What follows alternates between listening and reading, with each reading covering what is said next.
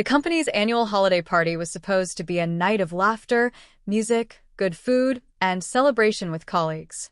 My wife, Lily, had been looking forward to it for weeks.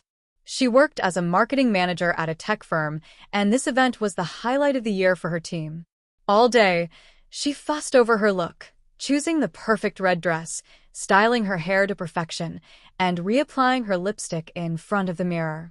When she finally emerged in that stunning gown, I couldn't help but admire her. But beneath that admiration, a strange unease tightened in my chest. I tried to shake it off. After all, she was my wife. What could possibly go wrong? The venue buzzed with chatter, music, and laughter. Everyone seemed to know Lily. Her coworkers surrounded her, complimenting her dress, laughing at her jokes, and treating her like the star of the night. I stood nearby, smiling politely, the quiet, supportive husband in the background. That's when I saw him. Ethan. Her tall, smooth-talking coworker she had mentioned one too many times. His eyes lit up the moment he spotted her. "Lily, you look incredible," he said, completely ignoring me. She blushed, smiling softly. "Thanks, Ethan. You clean up pretty well yourself." A knot formed in my stomach, but I tried to dismiss it. Maybe I was imagining things. But as the night went on, his presence became impossible to ignore. Every time I glanced away, he was there, too close, leaning in to whisper something that made her laugh, his hand brushing her arm with a kind of familiarity that didn't sit right with me. My jaw tightened.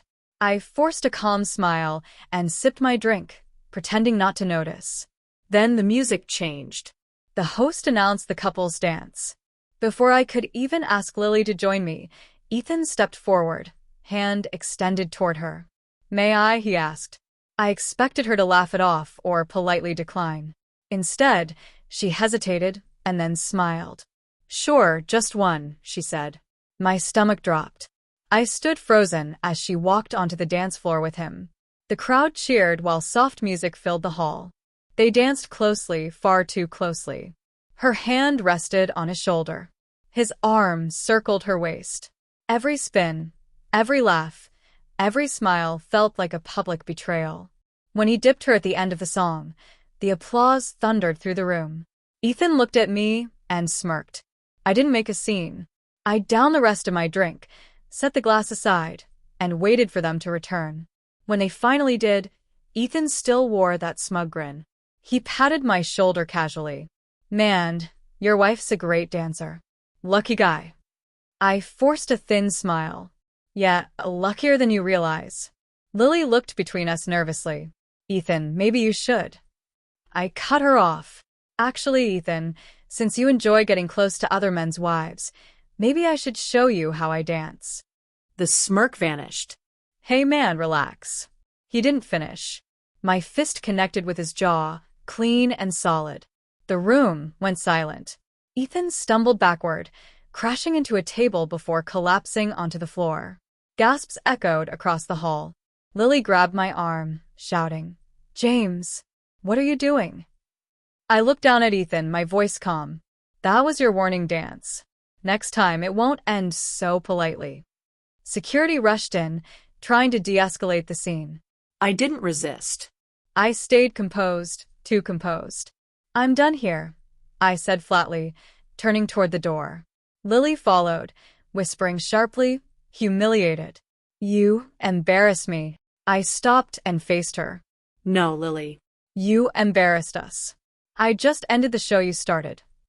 Behind us, the party dissolved into chaos.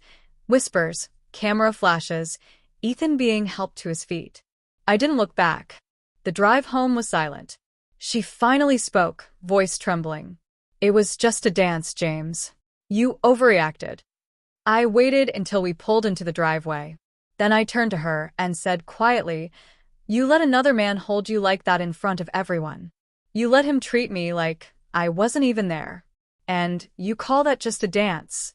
Tears welled in her eyes. "I didn't mean to hurt you," she whispered. I nodded slowly. "Maybe not.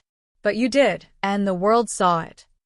The next morning, Ethan called in sick. Word of what happened spread through her office like wildfire.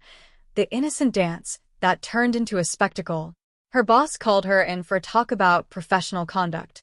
When she came home that evening, she looked shattered. "They think I was flirting," she said miserably. "They said it made the company look bad." I shrugged. "Actions have consequences, Lily. You didn't respect our marriage last night. Now you know how it feels when respect disappears." Weeks passed. The storm settled. Lily apologized over and over, admitting she'd crossed the line, caught up in attention and ego. I forgave her, not because she deserved it, but because holding on to anger would have poisoned me. Ethan avoided me entirely after that. He didn't have to say a word. The punch had said it all. And to this day, whenever someone mentions that holiday party, they all remember one thing: the quiet husband, standing up, ending the mockery, and proving that respect isn't given, it's earned. And when someone forgets that, it can be knocked out with one clean hit.